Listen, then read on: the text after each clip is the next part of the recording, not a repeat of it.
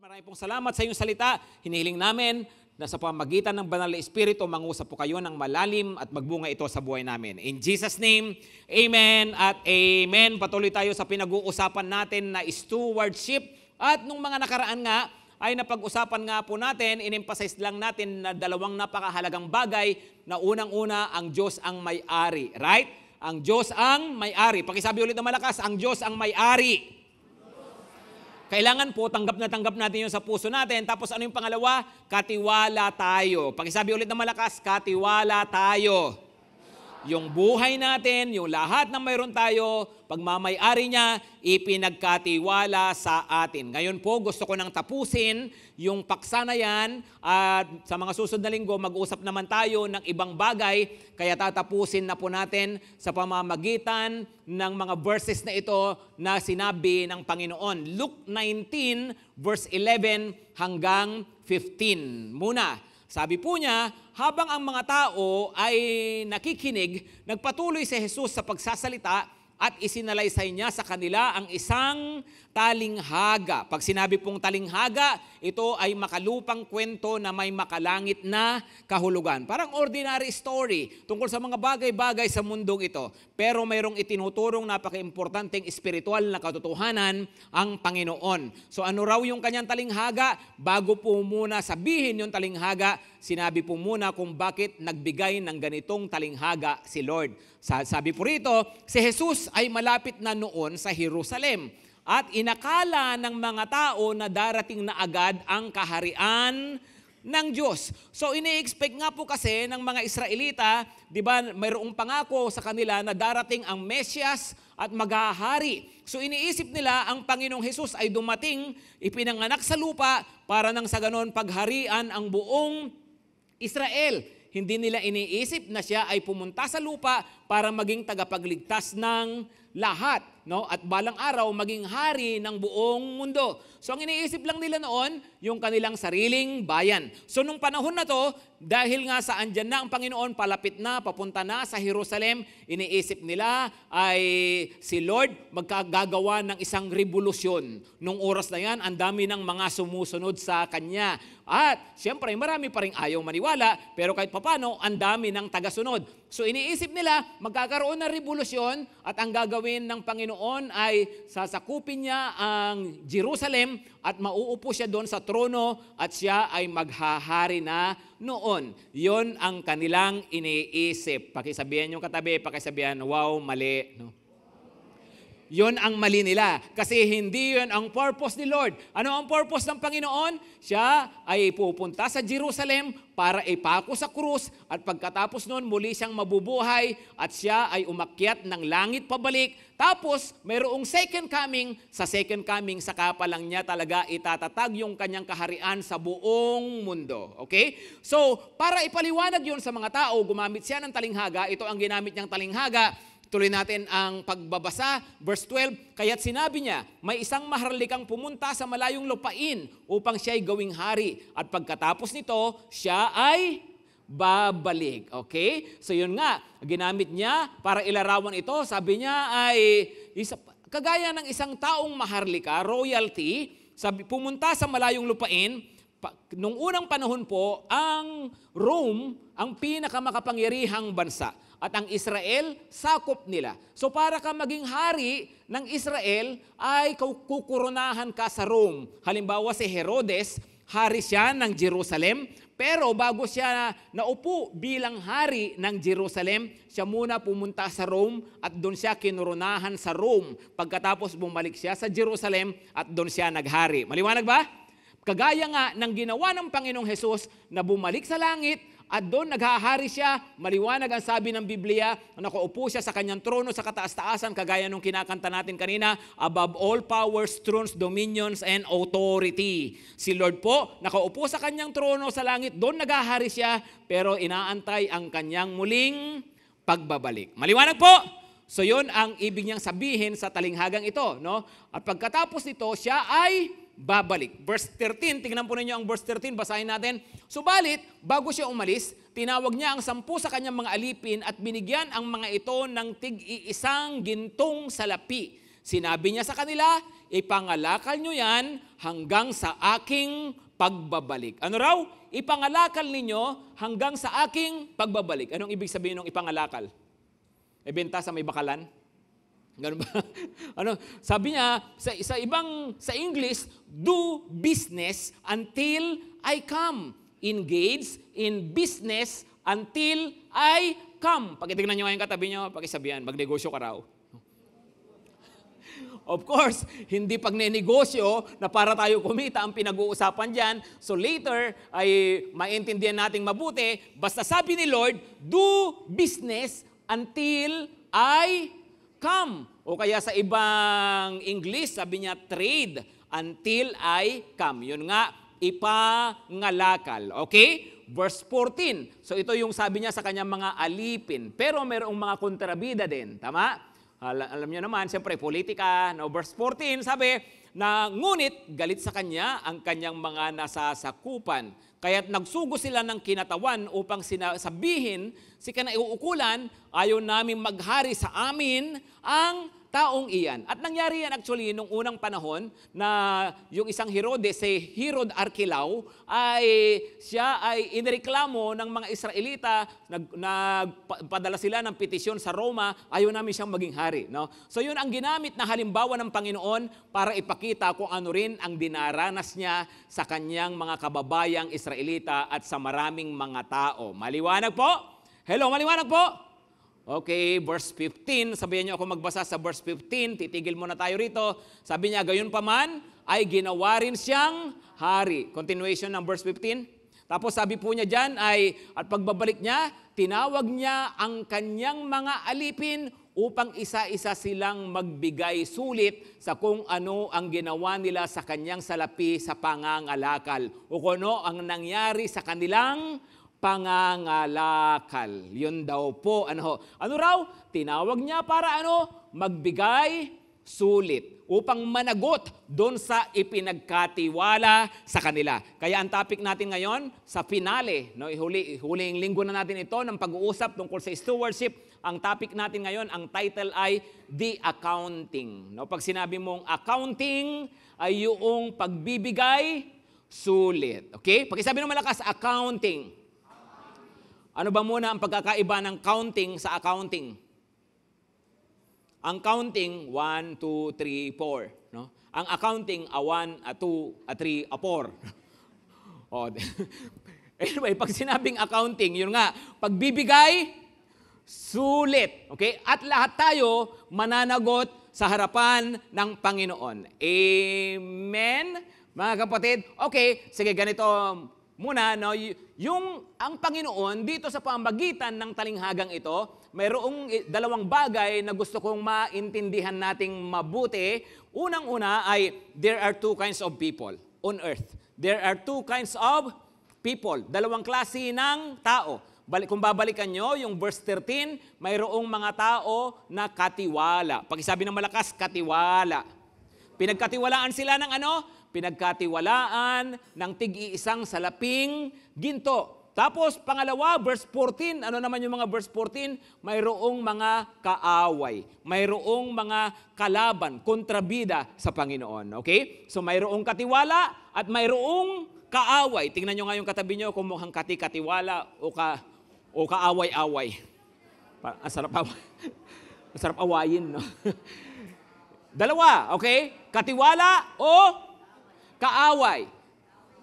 So, ito ang iba-ibang klase ng tao, dalawang klase ng tao sa ibabaw ng mundo. Whether we like it or not, we belong to either. No? Either you are an enemy or you are a steward. No? So, dalawa lang po yan. So, unahin natin yung katiwala, yun pong steward. Ano ang sabi ulit sa kanila ng Panginoon? Do business until I come. Sa ibang English nga po uli, occupy till I come.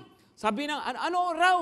Sabi ng Panginoon sa kanila ay, okay, aalis ako, pupunta ako sa langit, tapos balang araw, babalik ako, pero habang andito kayo, habang nabubuhay kayo sa lupa, habang hindi pa ako bumabalik, ano ang gagawin ninyo? Sabi niya, do business until I come. hindi sinabi ng Panginoon na worship until I come. Tama na nagwo-worship, pero yun lang ba ang pinapagawa ni Lord? Come on. Sabi ba ng Panginoon, wait until I come. Ano, mag-aantay lang tayo sa kanyang pagbabalik? Tama na nag-aantay, pero hanggang ganoon lang ba tayo? Hindi. Sabi ni Lord, work until I come. Pag-sabi ng malakas, work until Jesus comes. Magtrabaho daw tayo. Sabi niya, engage, occupy, until I come.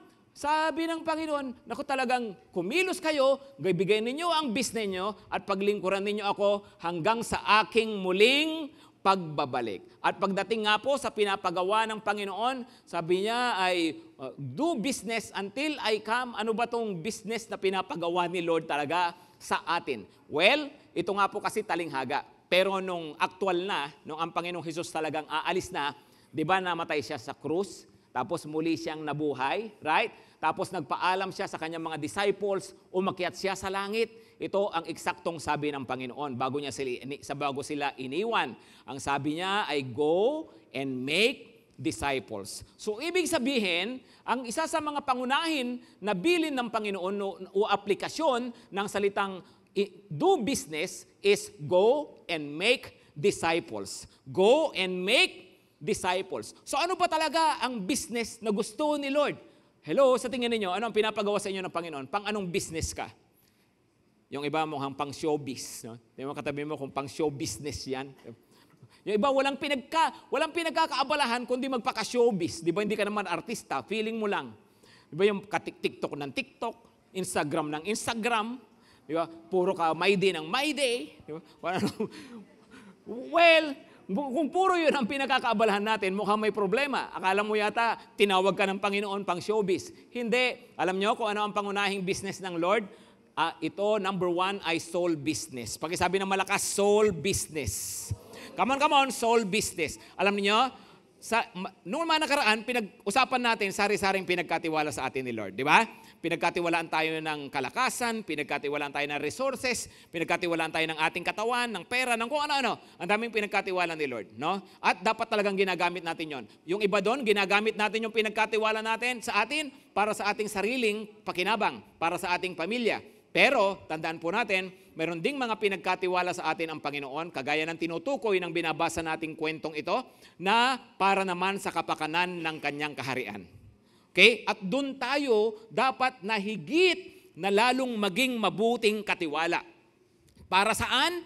Para sa kapakanan ng kaharian ng ating Panginoong Jesus. So nung sabihin niya, do business until I come, ang gusto po ng Panginoon, magamit niya tayo lalong-lalo na sa naging dahilan ng kanyang pagpunta sa lupa at kamatayan sa krus. Ano yon? Kaligtasan ng mga kaluluwa. Amen? Naniniwala ba kayo, gusto tayong gamitin ng Lord sa soul business? Para sa kaluluwa. Come on, pag-isabi, para sa kaluluwa. At dapat, tayo po ay nakikita nga natin, gusto kong magpagamit sa Panginoon. Basta may kaluluwa, gusto kong madala kay Jesus. Right? Hello? Sinong gusto magdala ng kaluluwa sa Panginoon?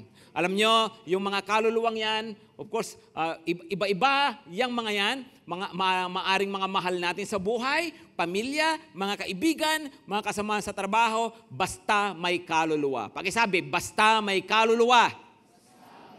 Kahit walang pera, no? Kahit walang itsura, kahit walang datung, kahit walang dating, diba? Kahit walang sinasabi, diba? Basta may kaluluwa. Importante yan kay Lord. Amen? Amen? Pakitingin ng katabi, pakisabihin, huwag kang choosy, bebe. No? Huwag tayong mapili. No? Alam nyo, tayo gustong gamitin ng Panginoon maglapit ng mga kaluluwa sa Kanya. Kaya naniniwala ba kayo, may kaluluwa yung mga kaibigan ninyo? Hello? Naniniwala ba kayo, may kaluluwa si mayor? May kaluluwa si congressman. May kaluluwa yung kriminal. Come on, sino naniniwala? May kaluluwa yun. Di ba? Sabi na, ayaw ko dyan, pastor, halang yung kaluluwa. Di ba? May kaluluwa pa rin yun. Iba nga lang yung posisyon, nakaganon nga lang. Di ba? Halang nga lang. Pero may kaluluwa. Di ba? Alam nyo, importante na ito yung nasa puso natin, basta may kaluluwa, kailangan si Lord. At walang imposible sa Panginoon. Pag lumapit sa Panginoon yung isang tao, kaya siyang baguhin ng Panginoon. Amen? Napakahalaga ito. Bakit? Sabi ng Panginoon ay ano ang mapapala ng isang tao kung makuha man niya ang buong mundo, mapapahamak naman ang kanyang kaluluwa. So ibig sabihin, mangalakal ka ng kung ano-ano, magnegosyo ka, kumita ka, makuha mo ang buong mundo, pero kumpara sa isang kaluluwa, sabi ng Panginoon, mas mahalaga pa rin yung isang kaluluwa dahil kapag napahamak ang isang kaluluwa, walang kwenta makuha man niya ang buong mundo. Maliwanag? So, para sa Panginoon, ano talaga yung gusto niya? Yung mga kaluluwa. Pakisabi ulit ng malakas, soul business.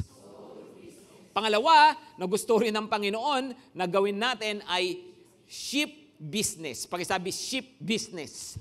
Pag sinabing sheep, ano yon? Tupa. No? Mga tupa.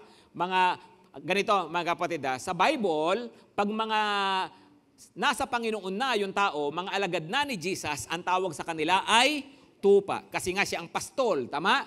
So ano ang tawag sa kanya, sa mga sumusunod sa kanya? Tayo ay kanyang mga tupa. So bilang mga tupa, ang isa pang gusto na ipagawa ng Panginoon sa atin, tandaan natin ito, lahat tayo binigyan ng kani-kanyang kakayahan. Kung paanong yung binasa natin kanina, binigyan sila ng salaping ginto, lahat din tayo binigyan ng kakayahan para sa hindi lang sa soul business, kundi para magamit natin para sa sheep business, para sa mga kapwa natin tupa. Of course, ako tinawag ng Panginoon, tupa rin ako ng Panginoon, pero tinawag ako para pagpastoran ang GTC, yung cell leader mo, siyempre tupa, pareho lang kayong tupa ni Lord, pero tinawag siya para ikaw ay kanyang alagaan. Maliwanag ba? Hello, maliwanag? Yung mga worship leader natin, of course, tupa rin sila, pero tinawag sila ng Panginoon para tayo ay paglingkuran at pangunahan sa ating pagsamba sa Panginoon. At kung sino-sino pa rito, alam niyo may kanya-kanya tayong kakayahan, ang gusto ng Panginoon ipagamit natin sa kanyang mga tupa. Dapat maging blessing tayo sa isa't isa. Naniniwala ba kayo may kakayahan kayo? Come on, come on. Naniniwala ba kayo doon?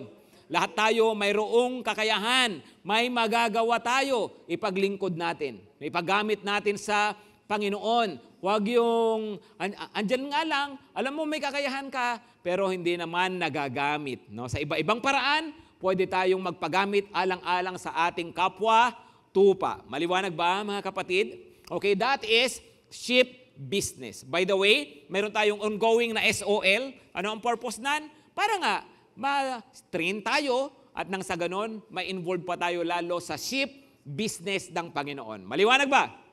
So, ang dami. Kapag sinabing do business, sabi ni Lord, ibig sabihin yan, maglingkod tayo sa Kanya. Nagbigay lang ako ng dalawang example, soul business and sheep business. Pero sabi ng Panginoon, magpagamit tayo sa Kanya, huwag nating sayangin ang ating mga kakayahan, ang ating lakas, ang ating oras at ang ating buhay. Amen! Okay? So that's number one, two kinds of people. Ano yung una? Katiwala. Pero mayroong pangalawa.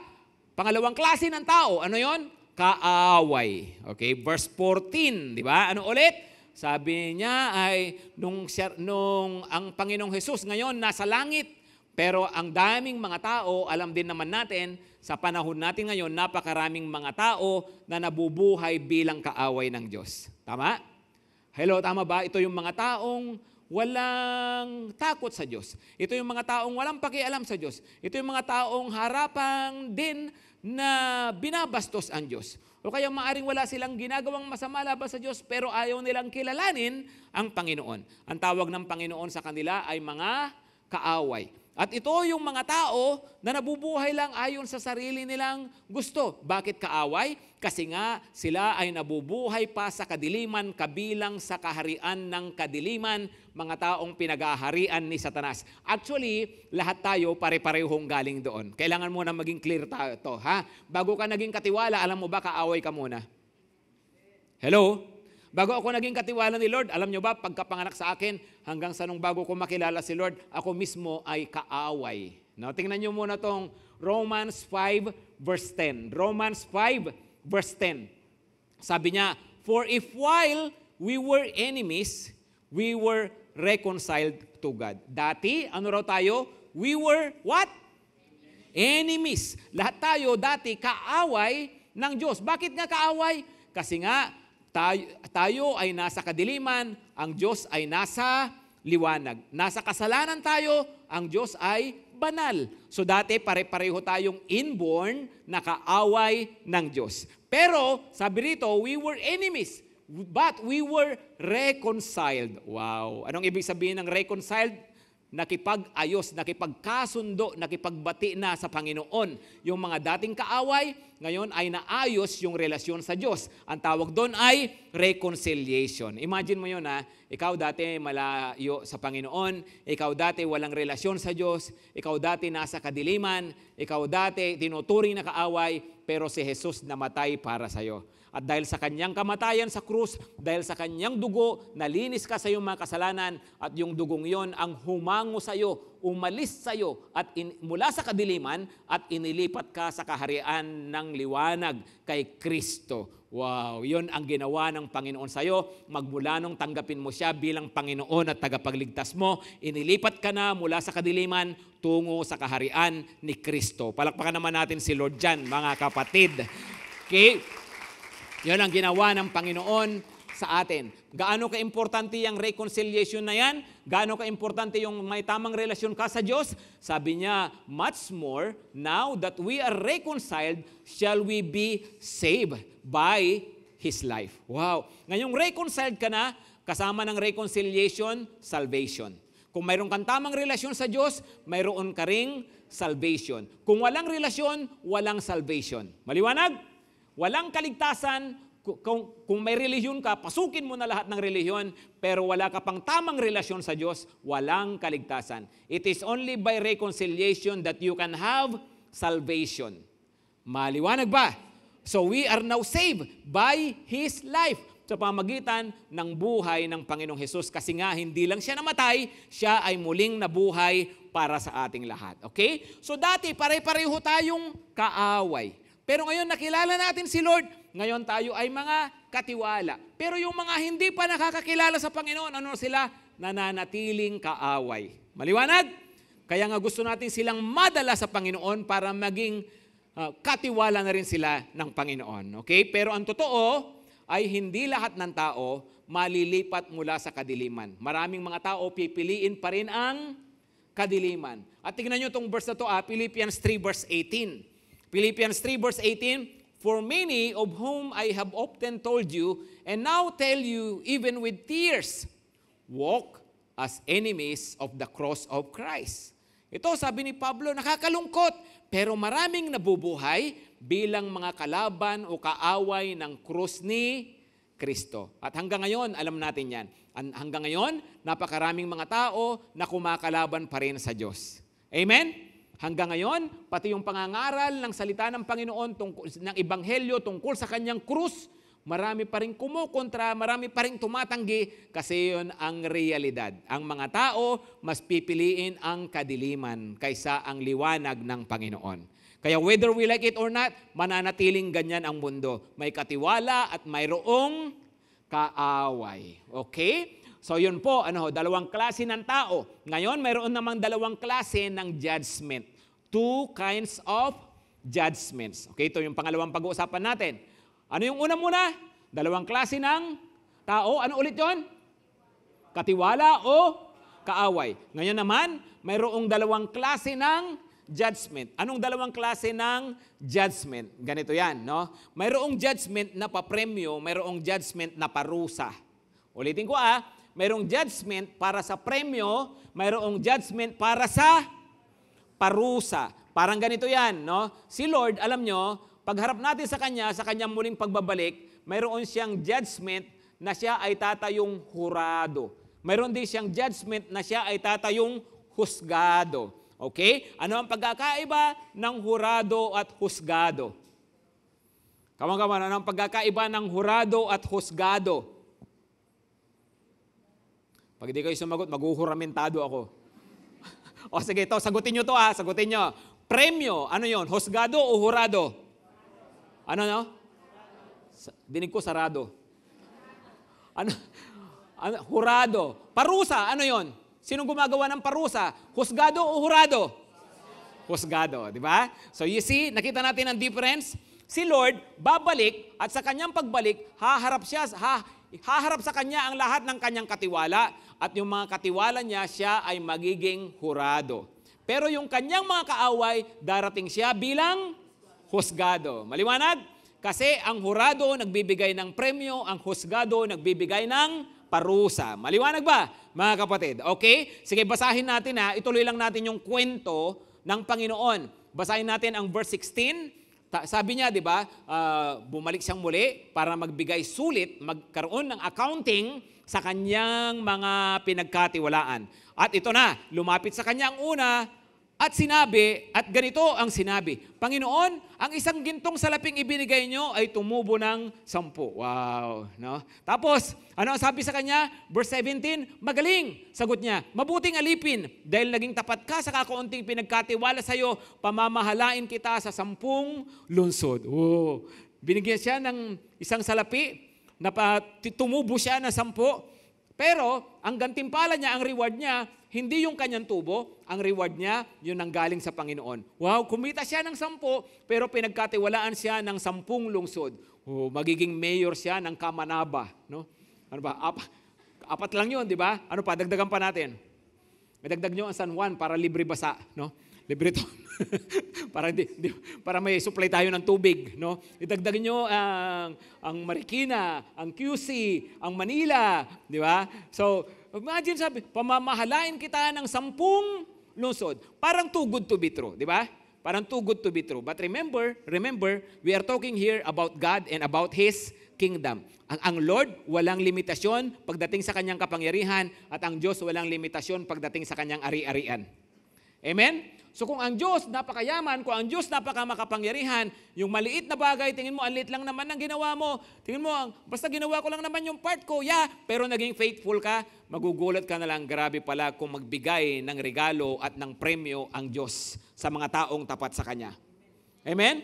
Maaring sa nakikita natin dito sa mundo, parang yung paglilingkod ko kay Lord, parang nakakapagod namin, so parang nakaka-discourage minsan kasi hindi ka nakakakita agad-agad ng bunga. Diba? Naranasan nyo ba yon? Nag-invite ka, di naman sumama. Diba? Gusto mo mag-disciple ng 12 people kagaya ni Jesus. Kaso nung 11 na sila, nagka-11 na. Nagkakaluko. Diba? Meron kang alagang 12, 11 Judas. Ganyan, no? So parang nakaka-discourage, diba? Pero alam niyo, basta ginagawa mo para sa Panginoon, maging tapat ka, lahat ng yan gagantimpalaan ka ng Panginoon. Hindi nawawalan ng kabuluhan yung ginagawa mo para kay Lord. Amen? Amen. Kaya nga tayo, alam mo, pag susunod ka sa Panginoon, maglilingkod ka, wag yung puro panlupa ang titignan mo. Lagi nating titignan yung pangwalang hanggan. Kasi kung titignan mo tungkol dito sa lupa, teka muna, parang wala ka napapala, di ba? Tama po ba? Sanay pa naman tayo na pag may ginagawa tayo, gusto natin may napapala tayo.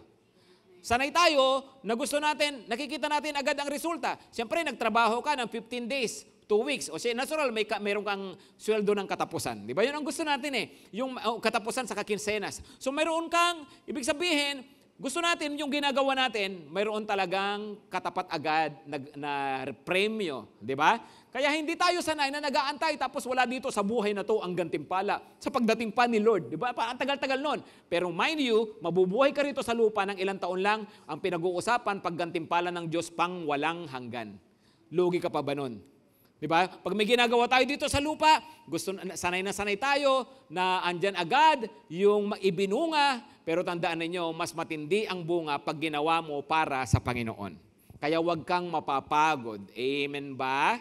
Huwag madi-discourage. Huwag yung panapanahon lang habang buhay ang pagsunod at paglilingkod sa Panginoon. Tuloy natin ang pagbabasa, verse 18. Lumapit naman ang ikalawa at ang sabi, Panginoon, ang gintong salaping iniwan nyo sa akin ay tumubo ng 5. O ito naman, nakalima naman siya. Ano naman ang kanyang reward? Ano ang kanyang reward? At sinabi niya sa alipin, mamamahala ka sa 5 lungsod. Di ba? Bibigay ko sa iyo ang New York, sabi ni Lord. Bibigay ko sa iyo ang Paris. So, sabi ng Panginoon, ito ang gantimpala mo. Again, kung titingnan nyo, sobrang laki ng gantimpala. Pakisabihan nyo katabi, huwag mong sasayangin. Magpatuloy ka lang. No? Alam nyo, itong mga ganito, remember, salita ito ng Diyos. Iwan ko sa inyo, basta ako buong puso naniniwala sa sinasabi ng salita ng Diyos. Itinuturo ko ito sa inyo at balang araw, magkikita-kita tayo sa finals at pag ito pinamuhay nyo, sasabihin niyo, mabuti na lang pastor, no? Sineryoso ko yung verse na yon. Ngayon, ako ay mayor na. Diba? Na ako ang MMDA. Sakop ko ang buong Metro Manila. Diba? Balang araw, makikita ninyo ang inyong gantimpala. Amen? Seryosohin lagi ang salita ng Panginoon. Okay? O ito na, verse 20. Mayroon naman, kakaiba naman to. O lumapit ang isa pang alipin at ganito naman ang sinabi. Panginoon, narito po ang inyong gintong salapi. Binalot ko po ito sa panyo at itinago. No? Iba naman to, ibang mag-isip. Di ba? Yung iba ay ipinangalakal. Di ba sabi ng Panginoon, engage in business until I come. Ito naman ang ginawa niya, yung ipinagkatiwala sa kanya, itinago niya. Yan. Yan ang malungkot na nangyayari sa buhay ng sa iba-ibang churches. Maraming Kristiyano, ganyan ang kanilang attitude. Nasatisfy na sila na mag-church. Basta nakakapag-church ako every Sunday. Diba? Nagpipray naman ako tuwing kakain. Diba? Basta okay na yung ganito. No? Yeah, of course, we appreciate at we thank God for you na nag-church ka, kapatid. Pero remember, hindi lang po yan ang gusto ng Panginoon sa atin. Gusto rin po ng Panginoon yung kakayahan natin, magamit po natin. Amen? Magamit natin sa paglilingkod. Magamit niya tayo para sa ibang mga tao. Magamit po niya tayo para maging blessing. Gusto ng Panginoon na kung ano man yung kakayahan, huwag daw nating ibalot sa panyo at itago. Pakitingnan yung katabi po, pakisabihan, ilabas mo na, bebe. No? Huwag nang itago yan. Gamitin mo na yan. Okay? Alamin natin kung ano po talaga yung kakayahang binigay sa atin ni Lord. Di ba? Hello? Alamin natin. Huwag namang kung ano lang yung gusto mo. Di ba? Gusto ko pastor. No? Yung kumakanta sa stage. Lagi. Paano kung hindi yun yan ang gift mo? No? Paano kung hindi yun yung kakayahang binigay sa iyo ni Lord, pero yung kung ano lang gusto mo? No? So, kaya pag hindi yun ang kakayahang binigay sa iyo, kumanta ka, itago mo na lang. Tago mo na lang talaga, di ba? Hanapin mo kung ano talaga yung mayroon ka. Kasi binigyan tayo ng kakayahan ng Panginoon. Maliwanag ba, mga kapatid? Huwag nating itago. Huwag nating sayangin. Bakit po? Kapag sinayang natin, ito ang mangyayari. Sabi niya muna, nangatwiran pa siya no? Verse 21, wag ko nang basahin ng buo, pero sabi niya, kasi po alam ko, pag pinagpaguran ko naman, di ko naman mapapakinabangan, mapupunta lang sa inyo. Ganon siya mag-isip. At ganon ang problema ng maraming tao, kikilos lang sila kung pakinabang para sa kanilang sarili, pero kung ang makikinabang si Lord at ang gawain ng Panginoon, wala silang pake. Yan ang problema ng maraming tao. Kasi nga, hindi nila alam ang kanilang buhay galing sa Diyos mismo. So parang hindi nila tinitignan si Lord na karapat-dapat na kanilang paglingkuran. Hindi nila naintindihan na matay si Jesus para sa kanila, ibinigay ni Jesus lahat para sa kanila, kaya tingin pa rin nila yung buhay nila para pa rin sa kanilang sarili. Ganon siya mag-isip. No, sabi niya, kasi hindi rin naman mapupunta sa akin. Pero sabi ng Panginoon, kaya nirebuke siya sa verse 22, ganon naman pala pagtingin mo sa akin kung ganyan, sabi ng Panginoon, di sana dahil hindi ibig sabihin ni Lord na nag-a-agree siya, na sinasabi niya, oo nga, ganyan talaga ako. Hindi ganun ang ibig sabihin. Pero ginamit ng Panginoon yung kanyang sariling katwiran laban sa kanya. Ganyan naman pala paniniwala mo tungkol sa akin, di mas lalong dapat kang nagsipag. Di ba? Kung alam mo naman pala, no, na ganyan ako, di mas lalong dapat dapat kumilos ka. Ibig sabihin, kahit ano pa ang katwiran natin, ibig sabihin, ine-expect ng Panginoon, magtrabaho tayo para sa Kanya. Maglingkod tayo sa Kanya. Maliwanag po? Hello, maliwanag po ba?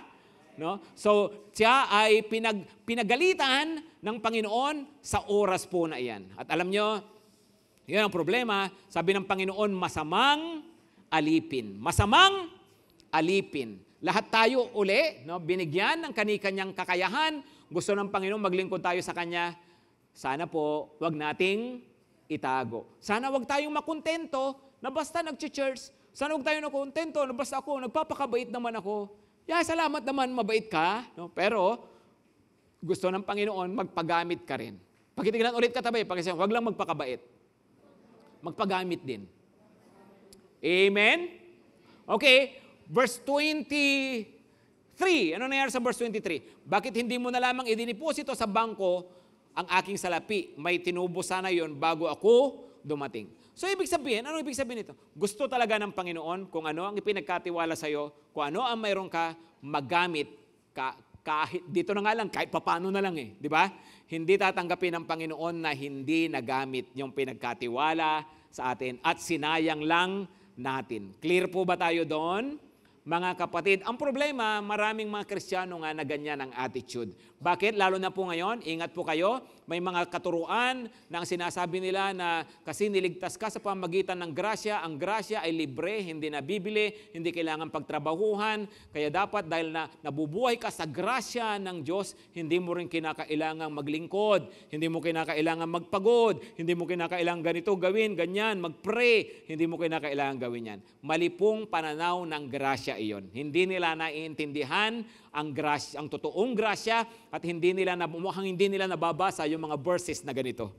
Hello, siguro nga dahil turo nila hindi mo kailangang mag-devotion, so hindi nila nababasa yung mahahalagang verses na mga turo ng Panginoon na talagang may pinapagawa rin po siya sa atin. Maliwanag po?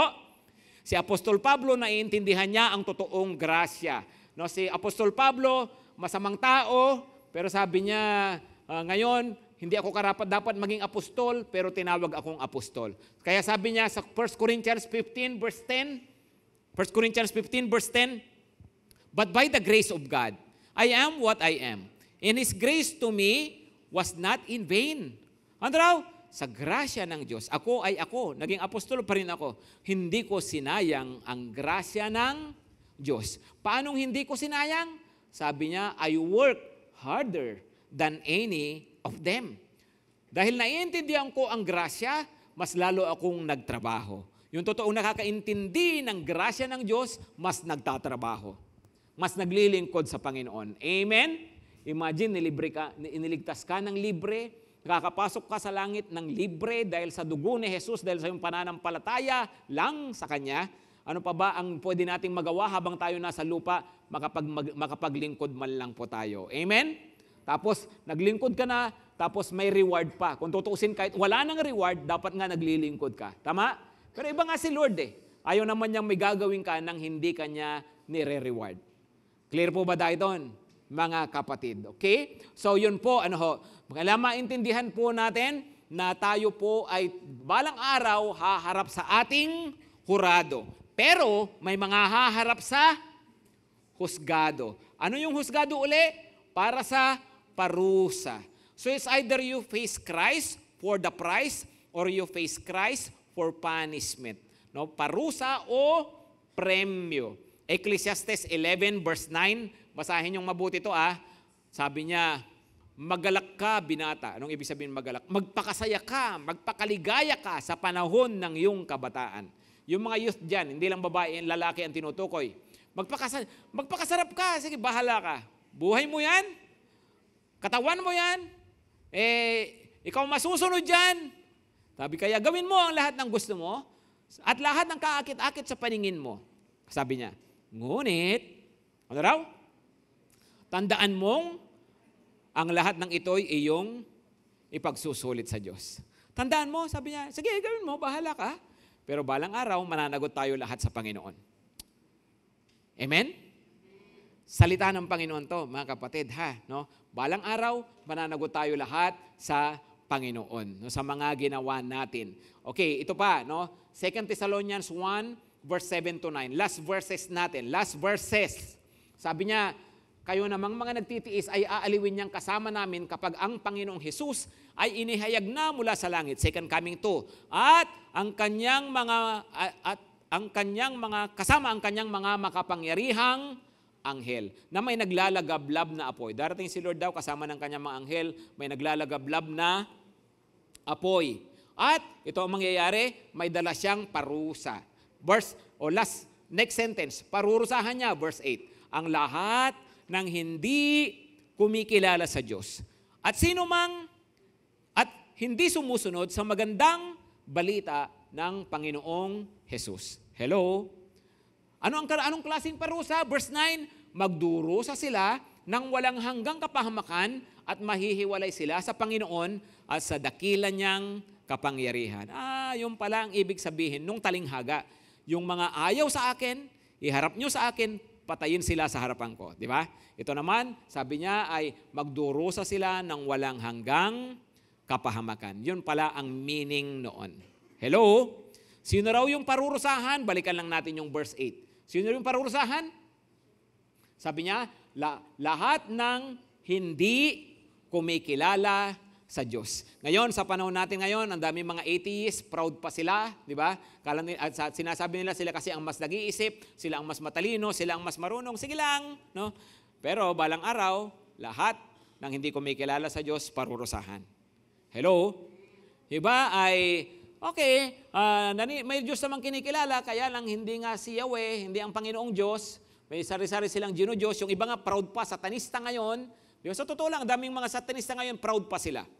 Di ba? Binabandera pa nila, pinupost pa nila. Okay? Sige lang, no? Buhay nila yan. Pero, this is the Word of God. Balang araw, lahat ay mananagot sa harapan ng Panginoon. Maliwanag? Mga kapatid, no? Maraming mga tao ayaw kumilala kay Lord. Pero mananagot daw sila para ng pagdurusa sa Panginoon. Okay, maaaring sabi mo naman, hindi naman ako pasok dyan, pastor, naniniwala naman ako. Naniniwala naman ako. Pero may pangalawa kasi, at hindi sumunod sa magandang balita ng Panginoong Hesus. Ano raw? Hindi sumunod sa magandang balita. So dalawa, hindi kumikilala sa Diyos. Paano kung kumikilala naman, pero hindi naman sumusunod? Bagsak pa rin. Diba? Kasama pa rin sa parurusahan. Bakit? Ano ba ang ibig sabihin ng hindi sumunod sa magandang balita? Ang ibig sabihin ng magandang balita, siyempre sa English, good news, no? Na ibig sabihin nga yung gospel, ebanghelyo. Ano ang ebanghelyo? Ang ebanghelyo, si Jesus ay namatay sa krus para sa ating kasalanan at siya ay muling nabuhay at ngayon nga po ay naghahari sa kalangitan at muling babalik para maghari naman sa buong sanlibutan. Balang araw. Amen? So, ano siya? Si Jesus namatay at muling nabuhay para sa atin. Yun ang ibig sabihin ng mabuting balita. Paano kung susundin yun, Pastor? Ganito ang pagsunod sa mabuting balita.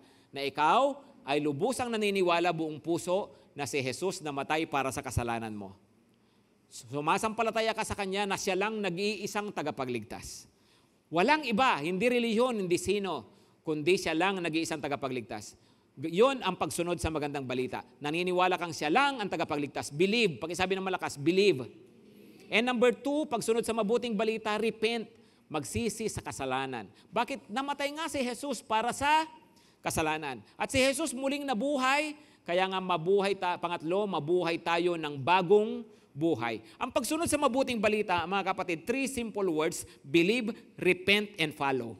Believe, repent, and follow. Kasi kung totoong nag-believe ka, totoong nag-repent ka, magpa-follow ka. Common yan.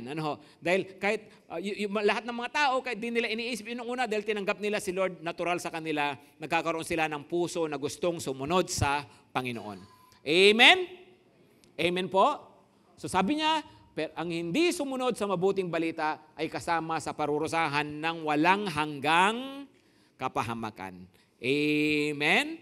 So mayroong pipremyuhan, mayroong parurusahan. Tumayo na tayong lahat. Sige po, tayo na tayong lahat. Pakisabi po ulit, ang Diyos ang may-ari. Katiwala ako. Uulitin ko po, mayroong mga pinagkatiwala sa atin na para sa kung ano-ano lang, no, sa iba-ibang bagay sa buhay natin.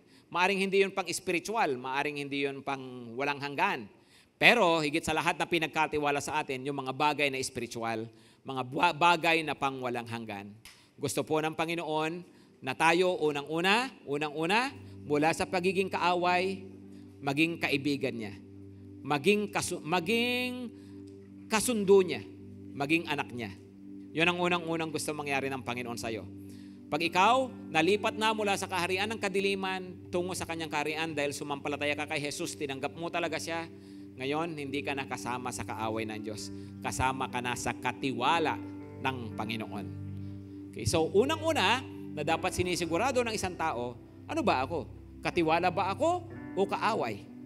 Kung hindi ko pa talaga pala tinatanggap si Lord, hindi ko pa binibigay yung buhay ko sa Kanya, hindi ko pa nasusunod ang mabuting balita, ano ang dapat kong gawin? Magdedesisyon ako ngayon at sasabihin ko, Lord, sumasampalataya ako, Tinatalikuran ko ang kasalanan ko at susunod na po ako sa inyo. Yun po ang hinahanap ng Panginoon sa atin. Para raw tayo ma-reconcile at magkaroon ng salvation. Yumuko tayo lahat at pumikit. Kung kayo narito ngayon, hindi ka pa sigurado, tinanggap mo na ba talaga si Lord? O siguro nung tinanggap mo, hindi mo naman naintindihan talaga, yung pala yun, ang hinahanap ng Panginoon. Sumampalataya, tumalikod sa kasalanan, at sumunod sa Kanya. Magdesisyon ka ngayon, kapatid, upang ma-reconcile ka na kay Lord. Upang magkaroon ka na ng tamang relasyon talaga sa Kanya. At matiyak ang iyong kaligtasan. Matiyak ang iyong kaligtasan. So kung gusto mo ngayon, nasabihin sa Panginoon, opo Panginoon, sumasampalataya ako.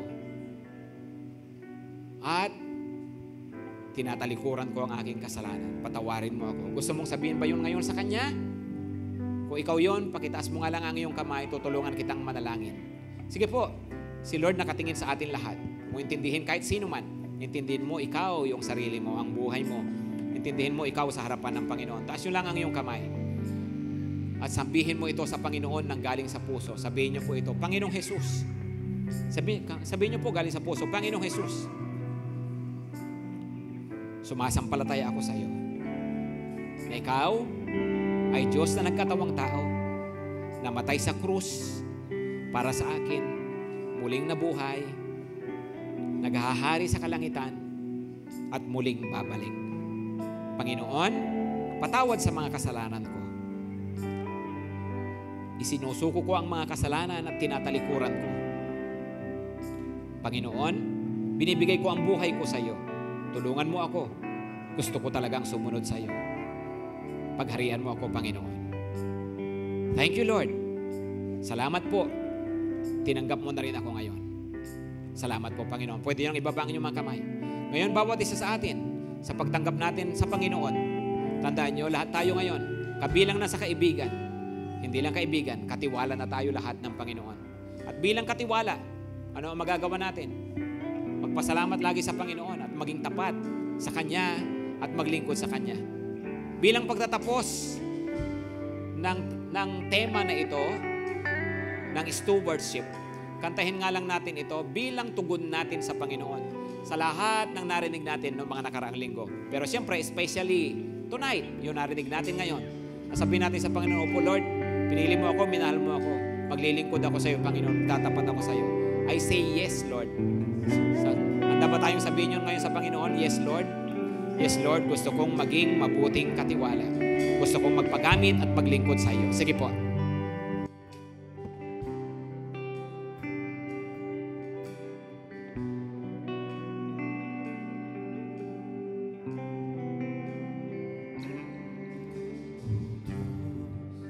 Sa kabutihan mo, ako'y naririto upang magpuri sa iyo. O Diyos, sa kabanalan mo, nalulugod ako. Buhay ay iaalay ko. Ikaw lamang ang nagtiwala sa akin. O Diyos, di kita bibiguin. Magtatapat sa'yo, maglilingkod ako. O Diyos,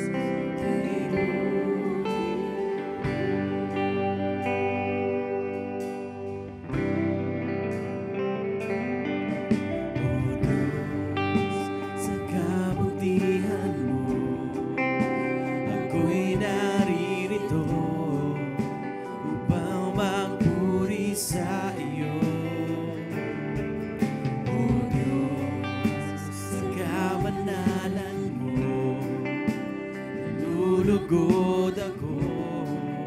Buhay ay iaalay ko.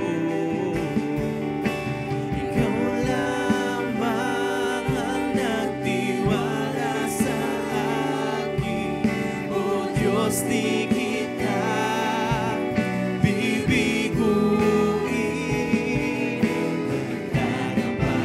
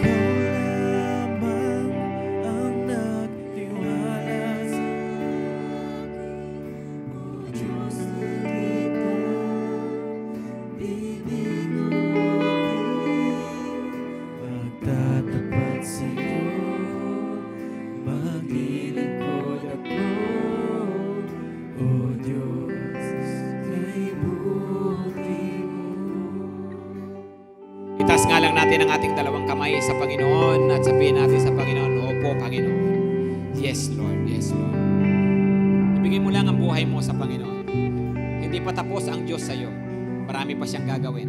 Marami ka pang mararanasan. At ang pagsunod mo sa Panginoon, hindi lamang yan para dito sa lupa. Higit sa lahat, tandaan po natin, lahat ng ginagawa natin para sa Panginoon, mayroong pang walang hanggan na gantimpala. Parang nakikita mo yon, parang kung ano ka lang, parang kung sino ka lang. Pero sumunod ka lang, magpatuloy ka lang. Parang walang, nakikita mo, parang walang gaanong halaga yung mga ginagawa mo. Parang ito ka lang, pero maniwala ka, hindi pa tapos si Lord sa buhay mo. Teenager ako nung makakilala ako sa Panginoon. Makulit, maloko, nakakainis, mahilig sa gulo. Pero alam ko lang, nakilala ko si Jesus, sumunod ako sa Kanya, naglingkod sa Kanya, kahit may mga struggle, kahit minsan na lilito, may mga kung ano mga pinagdadaanan. Pero pagkatapos noon, nakita ko kung paano na ang Panginoon ay ang daming kayang gawin sa buhay ng isang tao. Pero hindi lang yun ang mahalaga. Ang mahalaga, alam ko na balang araw, haharap ako sa Panginoon. Lahat ng ginawa ko mula pa nung aking kabataan hanggang ngayon, gagantimpalaan niya. Para ka doon, kapatid. Yun ang calling mo sa Panginoon. Manalangin tayo, Panginoon. Salamat po. Tulungan mo kami. Bawat isang tao sa amin dito, bawat individual, tulungan mo kaming maging mabuting katiwala mo. Sa mga bagay na mayroon kami, maging mabuting katiwala kami, maging sa paglilingkod, sa pagsunod po namin sa iyo, Panginoon. Pinapanalangin din namin ang GTC, ang kabuuan ng church. Lord, ang church na to, sumasamo kami, nadadatnan ninyo, na tapat sa iyo.